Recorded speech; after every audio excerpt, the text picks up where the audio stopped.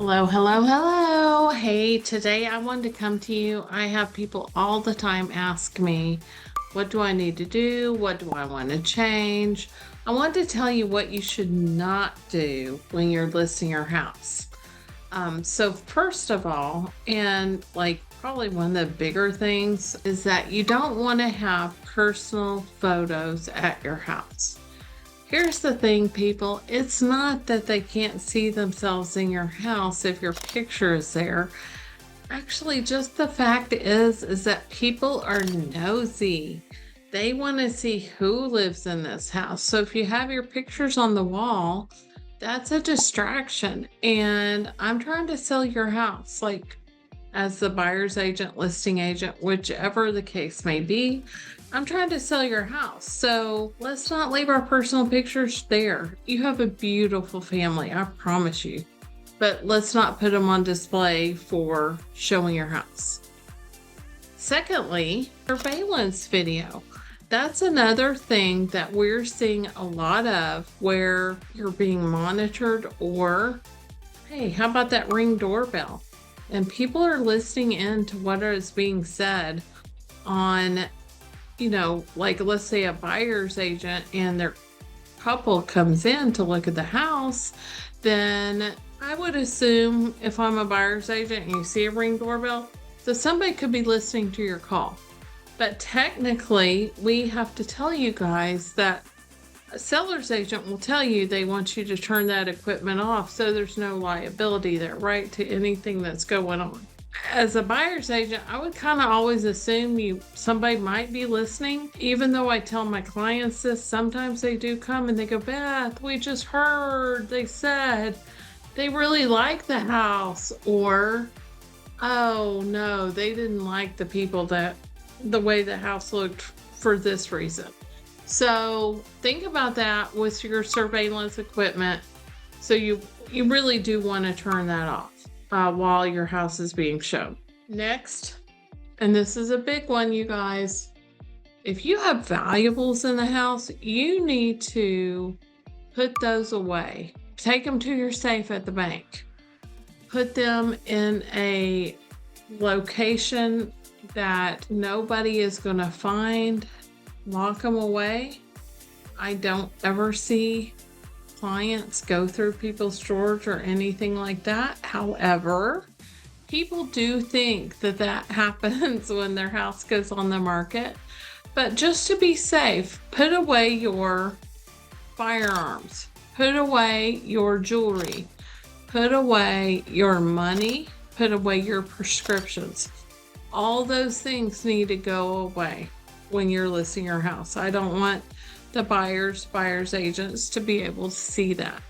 Okay. Next is, and then money.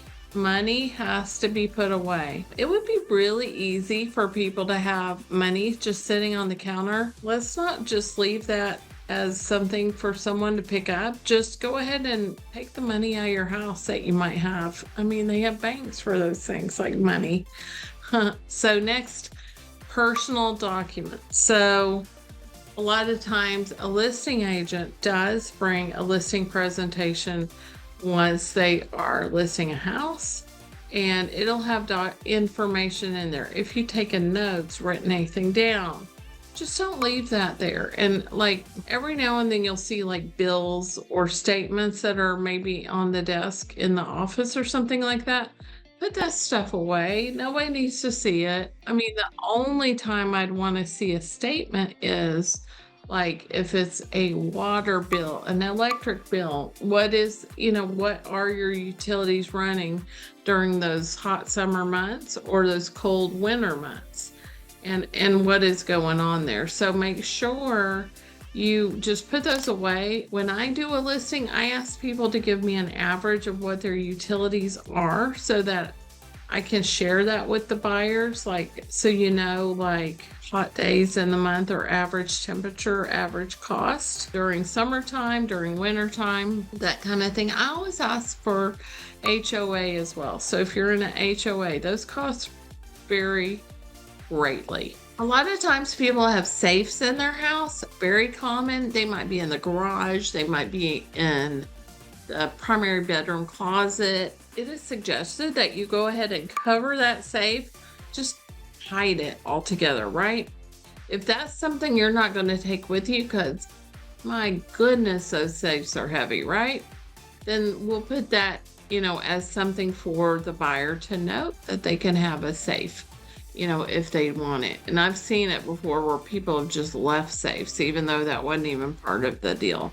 So something to think about, but it's suggested that you go ahead and cover the safe. The other thing that people do sometimes, and that you may want to consider not doing, is a memory book of the house, or like things that have happened, or the stories of your house. I do ask for people to fill out a sheet, and they'll say, this house is really close to the park.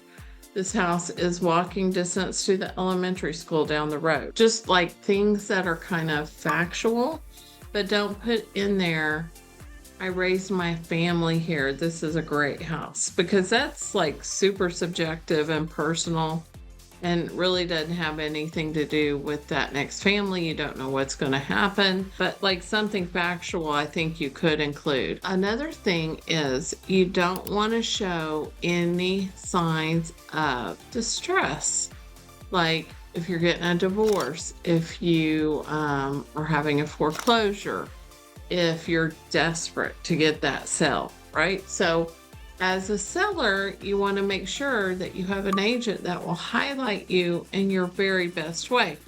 Don't leave the house messy. Very often I will see houses that are messy, or beds not made, or something like that, and people are coming to look at the house. If you don't have time to have your house in order, maybe you don't have time to have your house listed. A listing agent is going to try to get you top dollar for your house. So we want to make sure that we market your house correctly. So one thing that people sometimes ask me, and this happens kind of a lot, my carpet is kind of messed up, right? So I'm just going to offer an allowance for that, right? And you can totally do that. But here's my counter to that. In my experience, buyers cannot see beyond paint and carpet. And what I mean by that is they really cannot determine, your house, let's say the walls need to be painted, just make it super simple, because you always liked really bright colors, but those colors aren't trending right now. The lighter whites, that kind of thing, is something that is what's trending. But think about it like your house when you're selling. How would you like to see that house, right? And that's what other people are likely looking for as well. So things like your paint colors, you may need to change that to be a more neutral color. Or like carpet, you may need to go ahead and get that replaced. A lot of people think, well, I'll let the buyer choose it, because then they can pick whatever it is they want, right? The problem with that thinking is that people cannot see beyond paint and carpet. They cannot figure out, hey, this carpet looks this way. They may just turn around and walk out. So you as the seller need to go ahead and replace that, and not think, oh, the buyer will know. They can get whatever it is they want. That does not necessarily work out so well. On the other hand, don't go and do everything you think you need to do. Please consult an agent, a listing agent, to say, okay, I was thinking about doing this. What do you think? I was thinking about doing this. What do you think? Because sometimes those agents are going to find that you really don't need to do things. Now, if there was a house down the road and you had your house listed previously and your agent just kept saying, lower the price, and then you saw a new one came up on the market for top dollar and sold just as quickly, you're like, oh, wait a minute, what just happened? Well, look at that house. And tour it with your agent if you want, and go see what is going on. Why would that one sell so much faster when mine didn't? And I think especially if you're within that same neighborhood, You might go in there and see, oh, their bathroom was more updated. Oh, their kitchen was more updated. They did their floors like this. Their paint colors are more neutral or something like that. But there is probably something going on. Or maybe they just have a better location within the neighborhood. We don't know. The other thing, and one of the funnier things I think, is people will ask you to wear like booties when you go into the house. Take off your shoes, wear booties, because I've just replaced that carpet. Here's the thing, booties, and what if somebody slips and falls? Like, your homeowner's insurance as the seller is going to cover that, right? But we really don't want people to slip and fall. That can be a mess, a liability, a lot of things. So I think that you can assume that people that are looking at your house are going to have the best intentions for that house, and they're not going to tear it up. And so maybe asking people to wear booties is not quite the right thing. I had a client one time that had an open house, and it was raining, right? So they wanted people to take off their shoes before they came in the house. And I do try to set the example, like when I'm doing open houses, I'll just take my shoes off so people can see, that's kind of the idea here, is that I really would like you to take your shoes off. And sometimes people are absolutely not comfortable with that. So you have to understand that if you do a big ask, like wear these booties, people may choose to walk out and not see the house at all, which, that actually might have been the person that would be looking to buy your house. So try to minimize risks like that. Lastly, and kind of one of the most important things is, please leave your house when you're showing it, when it's showing. Like, as the homeowner, do not stay there. If you have a tenant, make sure they leave the house while the house is being shown.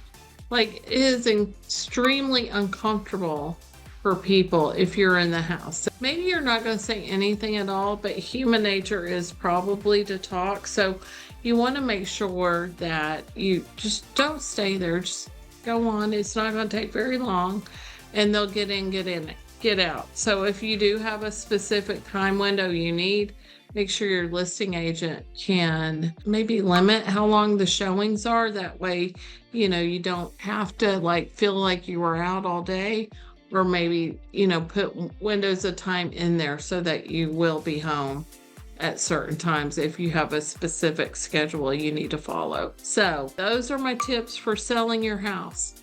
Please let me know what you think. If you have a question, let me know. I'll be happy to help you. Talk to you soon.